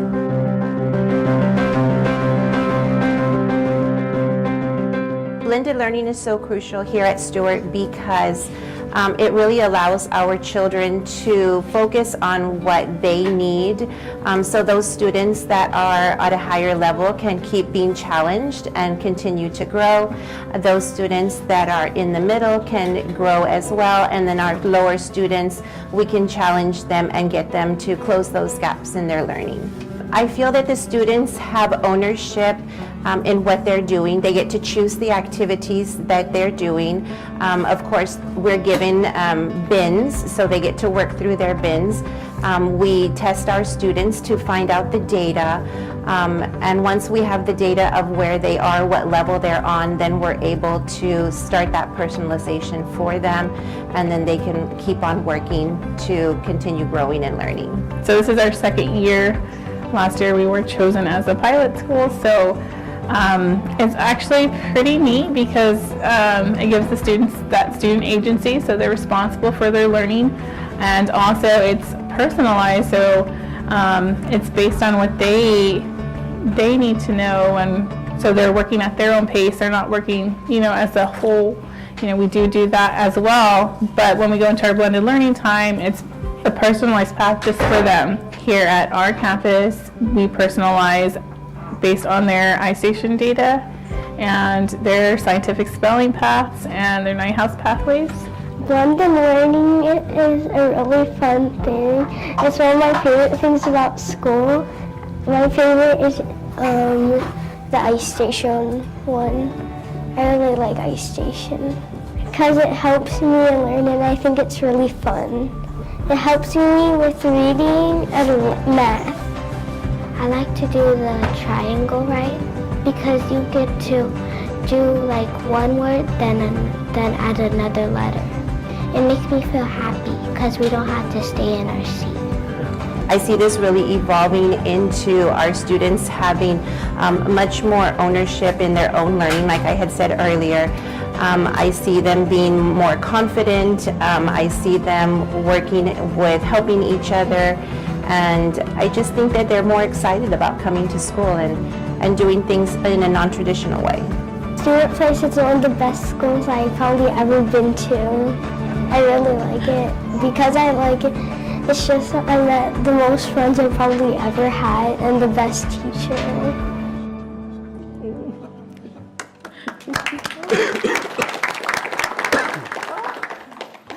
Notice a couple of our movie stars are in the audience. So.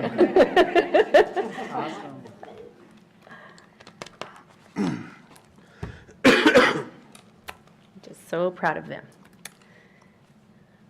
So now I'd like to share with you all just a step above, and our second grade teachers have really gone all out, as they always do. But this year, they're incorporating this Whataburger system, this Build Your Whataburger, and it's all based on how the students go about completing their must-dos throughout the week. And so if you look up at the numbers at the top, it says pick your zone, park your car at curbside. And as you all know, there are only a few spots at every curbside location, so I'll show you that in just a moment. And then you must complete your yellow bin activities first. You may, and there's the mayonnaise, do any activity after the yellow bins are done. And Friday, it's the catch up on what you need to finish. And so the skill zone is where that personalization is happening, along with over in the independent zone for the phonics. So the students are really, really enjoying that, and they build their burger throughout the week. And for those students who complete their burger each week, and then throughout the entire 9 weeks, and the teachers really wanted to make sure that they rewarded those students. And so that is what they did. They made it happen all on their own.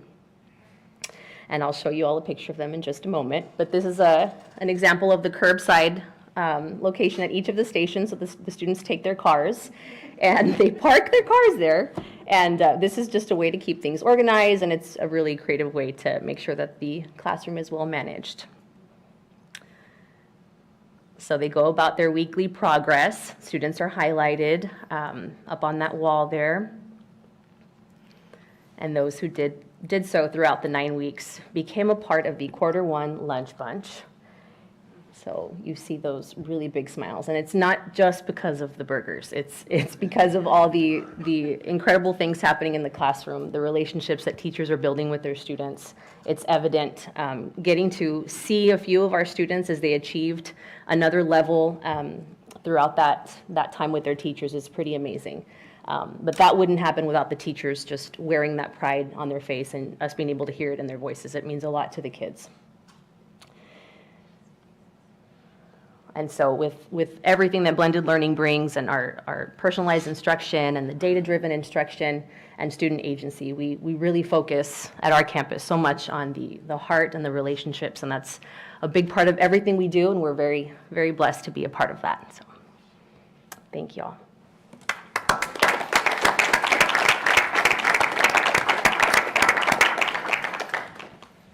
Any comments? Mr. President? Yes, sir. I just want to thank Ms. Johnson and everybody, if y'all can come stand up, because whatever comments we give you all, it goes to the whole campus. First of all, I think the board will agree that you made us hungry for Whataburger. Second, thank you for putting in the work and implementing this. And I told Dr. Perez during that video, I said, what that student said about she loving it because she doesn't have to sit down, that spoke volumes for everything, because I'm 45 and I still don't want to sit down all the time, right? And so the fact that these students can they're mobile and they can be creative, it's just going to be a great benefit for them the rest of their lives. And we want to thank you all for putting in the work, doing the work, and preparing these students and getting them ready every day, and being creative yourselves with the way you're planning and executing the plans. So thank you. So I'm just pretty much going to echo a lot of what was said. Yes, I want a Whataburger now. And but also I think, I'm listening. I was listening to the children, right, that were in the video, and they're using terminology that for a long time, right? We were hearing that when we're talking about higher ed, right? Blended learning is something that, now, in the district, we're hearing it at all grade levels, right? But for a long time, that really was more of a higher ed modality, right, of instruction. And so just being able to hear these young students already know what that is, be able to articulate that, taking ownership for their work. Those are all skills that, in addition, right, to what they're learning, these are foundational skills that are going to carry them throughout the rest of their time here at HCISD and then post-secondary as well. So just hats off to you all. I think you're doing a great job. So thank you. Mr. President, so one thing that is, in curriculum or in whatever, in dance, like you're given your choreography and then it's what you do with it. And I just love what you all did with it, right? Like the Whataburger and the taking it, so you have the core elements, but then you just embraced it and made it your own and made your teachers, but also the students really buy-in on it. So congratulations on that. That's really impressive. I was wondering, can you just say a little bit about your impressions of how blended learning is helping with your math scores and the math learning and achievement that's happening at Stewart as well, just so that I understand it better. It's not a criticism, it's really like I want to understand. Thank you. So last year, we know that the focus was really with reading, and that's where our strength really lies, in reading when it comes to blended learning. And now we have math teachers and other grade levels who have also jumped on board. We have I'm thinking about one of our fourth grade math teachers. Of course, our second graders, our second grade teachers are doing the same, but we have our upper grade level teachers doing that as well. And so, they've always focused on that small group time and really working with students in close proximity. And so now we're seeing that they've built that into the rotations, and we're still working on the personalized learning, but in that small group, the teachers really get to spend that time with the students and work with them one-to-one or in that small group so that they can help them overcome those challenges, while others are working, on their programs or different activities at that time. So that's a work in progress, and we're really excited to see what's coming. That makes sense. Thank you for that explanation. And I do think it's, that's the innovation of education, right? You get something that works in one area, and then you adapt it, you innovate for other areas, because right, learning is, I don't want to simplify it, but the process of learning can cut across subjects. Anyway, I'm going on and on. Congratulations, and thank you for explaining it more to me. Great job. Thank you. Yes, bravo. I would just like to echo everything that my colleagues are saying, but you see the enthusiasm of the kids, you see the enthusiasm of the teachers, and that also has to contribute with the new administration that we have at Stewart.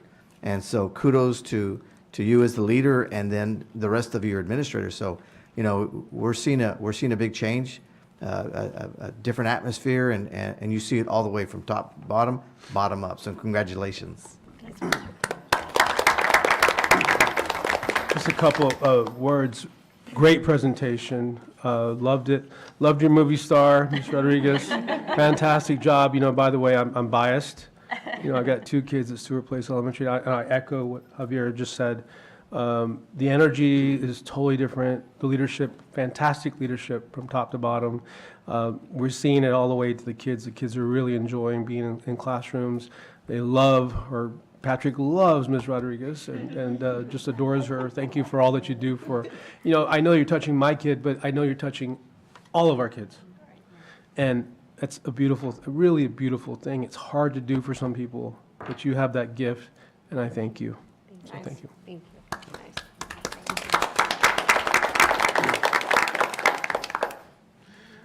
All right. Thank you, guys. Any comments? So just really quick, and I want to echo what Mr. Leon said. A lot. Thank you, one, for taking on this concept of blended learning, because in that process you are touching your students. But as we think about where blended learning is going, people are going to come to you. And so in that process, you will be touching students across our entire district, because people will be learning from the work that every single one of you do. So your impact is going to spread throughout this entire district. So I thank our leaders, but also all of our teachers. Thank you for your leadership, because it is leadership in our classrooms as well that is happening.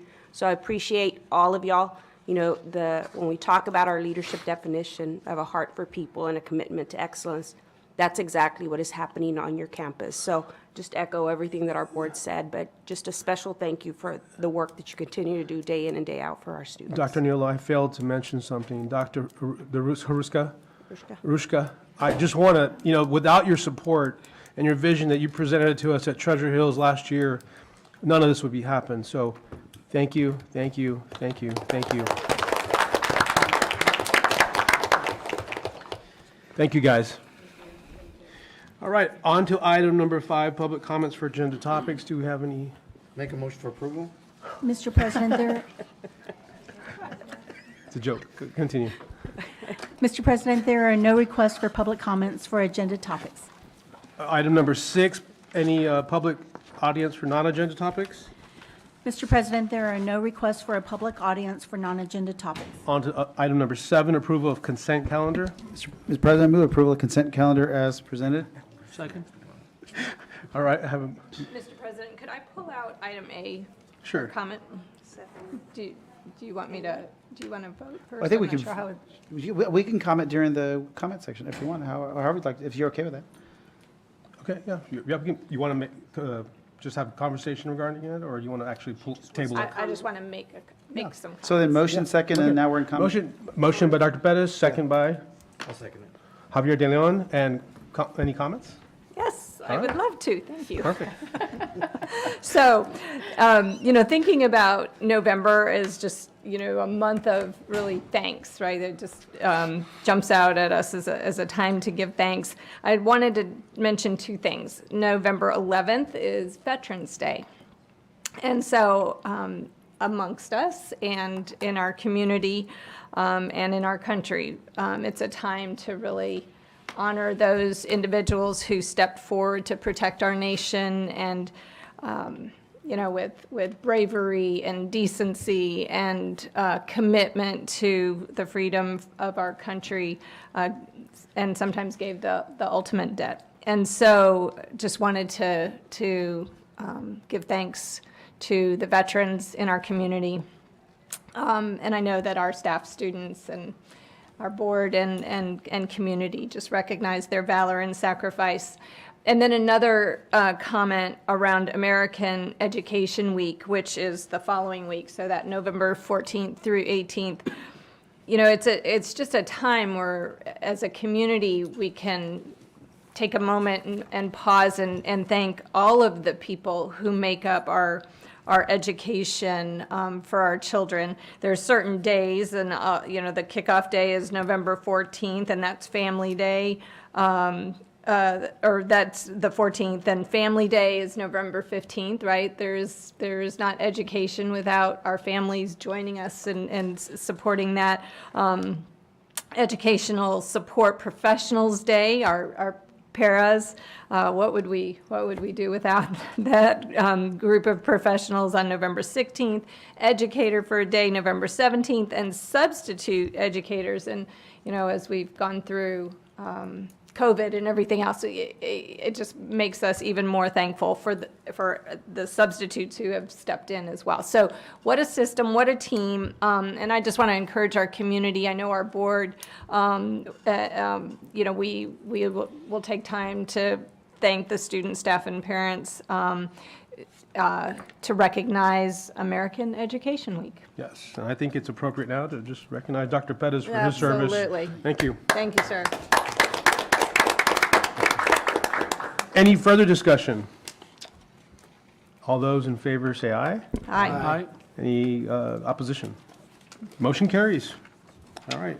Item number 8, matters relating to transformation and school support.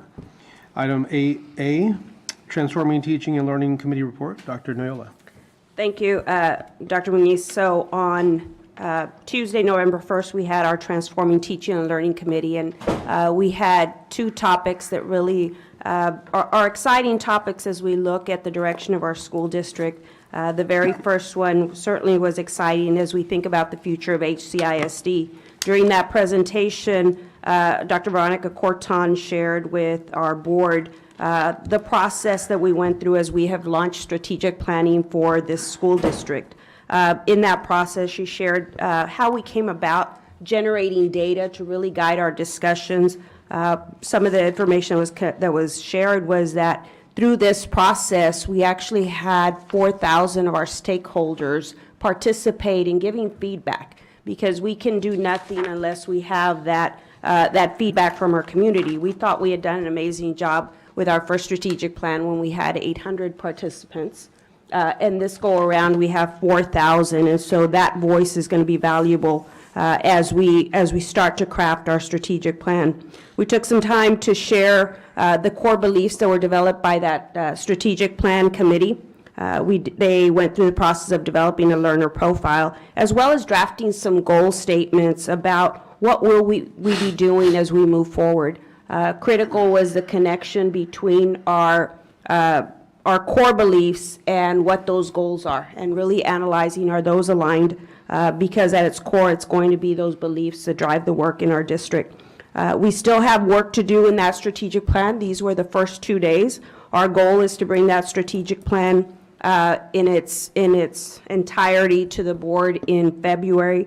But certainly the work that we've seen is exciting, and certainly look forward to what's to come from that work. The second presentation was done by Rob Davies, our Director of Athletics. He did a presentation on our HCISD Coaches Academy.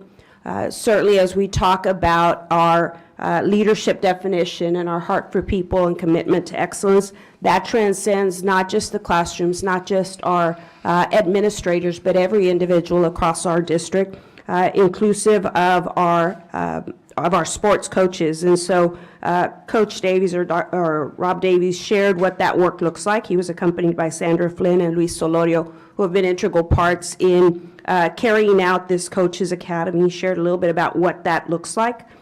Super excited at how we are continuing to grow in athletics, not just in the performance of sports, but more so in how we're growing our leaders in athletics. And so I so appreciate the work of Rob Davies and his entire team in bringing this type of academy to our coaches. It only serves to improve the experiences for our students. Mr. Javier De Leon chairs our Transforming Teaching and Learning Committee meeting, so I'll turn it over to him for any additional comments. Thank you, Dr. Noyola. I think you summarized it perfectly, but I will add that Veronica did a fantastic job. And when they were doing that presentation, I kept thinking P2, powers in numbers and powers in diversity. Because we had a big group of individuals from the community that shared a lot of the experiences and telling us how to better the district. But more importantly, that group of individuals was diversified, which it was from the lenses of a lot of different type of backgrounds in education and culture and in business. So I think we started off a great start. I think we're going to have another one in I think it's December. I don't know when the next one is. It's going to be in December, and continue doing that to make sure that once we're completely done in February, we're going to have a well thought out strategic transformation rollout that we're going to have, that's going to be buy-in not from the district and not from administration, but also from the community themselves, the ones that are truly have the biggest interest and biggest buy-in, because it's their children that they want to make sure everything is going well. So great job, Dr. Noyola, great job, Veronica, and everybody that's part of that.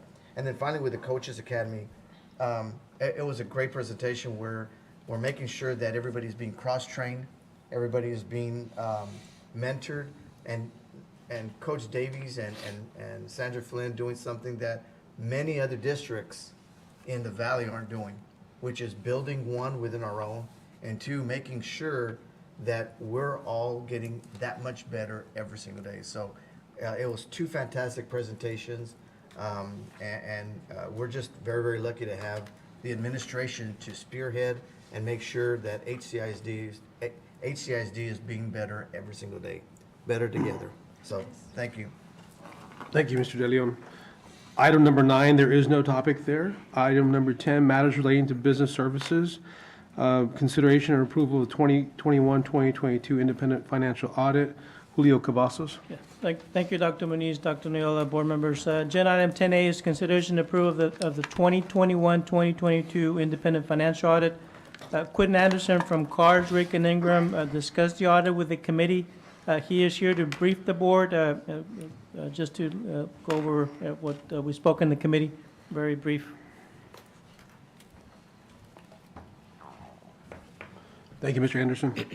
Thank you. Mr. Cavazos, members of the board, as Mr. Cavazos indicated, we met with the audit committee earlier before your board meeting, and my audit manager, Julio Martinez, was here with us. We reviewed the independent financial statement audit and the compliance reports and reports over controls related to financial reporting and compliance. And We indicated in our report that the finance statements were fairly presented and didn't notice any matters of noncompliance or deficiencies in controls that would be of concern to board members. And so the report indicates that you've been the recipient of the Certificate of Achievement for Excellence in Financial Reporting, and you plan to continue receiving that. And we addressed the questions from the audit committee, and I believe the report's ready to be presented and sent to TEA. Mr. Powers chairs the committee. He might want to add some additional comments. I just want to thank Quentin and his staff for an outstanding job, and Julio, your staff, for all the work that you put into this, making it possible. It was an outstanding report, in my opinion. I don't think we could have got a better report from our CPAs on this matter. And again, thank you so much for all the hard work. Thank you, Mr. Anderson. We do have a motion on this item. I move that we approve the audit as submitted. Okay, I have it first by Mr. Powers, second by Dr. Reiniger. Any conversation regarding this? All those in favor say aye. Aye. Anybody a nay? All right, motion carries. Thank you. Thank you. Item 10B, consideration for approval of 2022-2023 stop-loss coverage for medical and prescription drug benefits. Julio Cavazos. Yeah, thank you, Dr. Muniz, Dr. Neola, board members. Agenda item 10B is consideration and approval of the 2022-2023 stop-loss coverage. We had an employee benefit committee meeting earlier today to discuss the bids we received for health insurance stop-loss coverage. Our consultant from Gallagher reviewed the bids with the committee. We are recommending the best value for the district, which is Stealth ISU, specific deductible of $275,000, which is what we have now, a total fixed cost of $1,431,822, and that is a no increase from the current premium that we're paying. Again, we're recommending Stealth ISU. Dr. Pettis chairs the committee. You might want to add a couple of things. Yep. I did an excellent presentation, an excellent committee meeting, and I move approval as presented. Second. All right, motion by Dr. Pettis, second by Dr. Reiniger. Any conversation regarding that item? All those in favor say aye. Aye. Aye. Any opposition? Motion carries. Thank you very much, Julio. Item number 11, matters relating to human services. Consider recommended revisions to policy FMG local on first reading only. Ms. Debbie Scoggins. Thank you and good evening, Dr. Muniz, Dr. Noyola, members of the board, senior team and audience. Policy FMG local, student activities and travel, is recommended for revision on first reading only. Specifically, the 4-year cycle for out-of-state travel for Harlingen High School and Harlingen High School South band, choir, and orchestra groups shall be based on a 4-year rotation cycle beginning in the 23-24 school year. All out-of-state travel will continue to require board approval. Administration recommends approval. Do I hear a motion? Mr. President, make a motion for approval as recommended by administration. Motion by Javier De Leon, second by Second. Dr. Pettis. Who is it? Eladio, sorry, Eladio Jaimes. Any conversations regarding this item? All those in favor say aye. Aye. Any opposition? Motion carries. Item number 12, matters relating to district operations, Facilities and Safety Committee report. Oscar Tapia. President Muniz, members of the board, Dr. Noyola, and colleagues. Reporting on the Facilities Committee meeting held on November 1st. First item on the agenda we talked about was the school safety report. Dr. Joseph Villarreal gave an update from the design team regarding infrastructure and mental health initiatives. The infrastructure initiatives recommended several things, including fencing recommendations and gates, emergency call button boxes and parking lots, security watchtowers at our large high schools, and kits to be used for elementary kids at early childhood classrooms, and signage stating that there are armed officers on campus. The mental health initiatives included recommendations to implement a parent protect program to provide parents tools to monitor social media, watchdogs program for male role models, provide more social workers, create UTRGV partnership for social work to supervise students and their practicum in this area, create wellness rooms for staff, incorporate professional development days to monitor once a month to strengthen educators' social skills and manage stress, create mental health educational awareness newsletters and things of that nature. And finally, to create a research-based student yoga program in the classrooms for the mindfulness, physical, emotional well-being for the kids. We then went on to update on ESSER funding projects. I gave an update on the HVAC projects like the chiller that was installed at Rodriguez, rooftop units at Crockett, and all the other projects that we're waiting for the units to come in. On the roofing improvements for both the Megamorphosis and Genac projects, I gave an update on where they are in the designs, when we're getting ready to bid, awarding these in January of 2023. On the TRE projects, went over the Early Childhood Center, gave them progress on the additions on the outside, the foundations being poured, the steel structure going up, and the roofing, so that's progressing. And also an update on the landscape architect hired to do the outdoor playscapes that's going to be bid here in a few months. The marquees, we gave an update that it's about 90% complete. Most of them are up, just connecting the power and software programming for the digital signs. On the fire alarms, work started at the Secondary Alternative Center, and once they're done, they'll move on to Austin Elementary. On the intercoms, they already started working at Milam Elementary for a new intercom system. Should be done by the end of the month. Parking lots, I gave an update on Wilson Elementary parking lot overlays and the 2 playground areas at Austin and Wilson. I'm sorry, Austin and Stewart Place. And the annex concrete drive that we redid. Also reported a contingency allowance expenditure for the SAC Marquee project to change the facing on it. And then Julio Cavazos gave an update on the financial report, construction financial report update. At this time, I'll turn it over to our Vice Chair, Mr. Powers, since Ms. Reininger was not present at the meeting. So, Greg, I'll turn it over to you. Well, I just want to say, Joseph, I think your team's doing an outstanding job. I think is it this month or next month we're going to get a final report and some recommendations. And I can see, I mean, this last meeting was devoted to safety design with the perimeters of the campuses and the mental health initiatives. The group, I want to thank those people. They're not here tonight, but our community involvement, those people are doing a great job. You've just built a super team, and I'm really looking forward to your final results on that. Also, I want to compliment the senior staff and our superintendent. I thought we had a luncheon with our partners, the sheriff's department, the constables, the Combs, and Primary, and everybody. That was awesome. Huge success. I don't know if it's because of the food, but it was a huge success, well attended, and very much appreciated by them and by us. And it's something I think that, Alicia, you're planning to do again Quarterly. Quarterly for just, good business practice, and it's really, really terrific. Thank you so much. Thank you, Mr. Powers.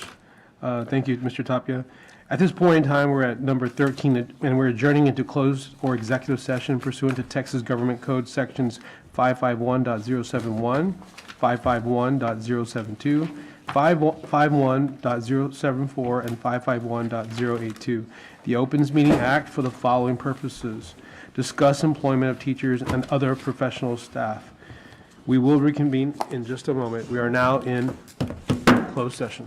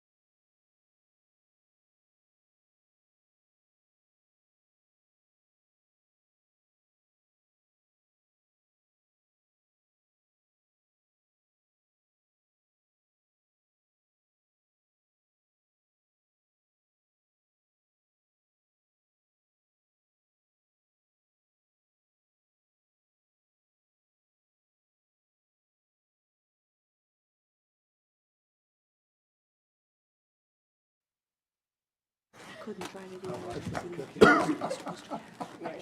Well, she's going to be out of town. Her sister passed over.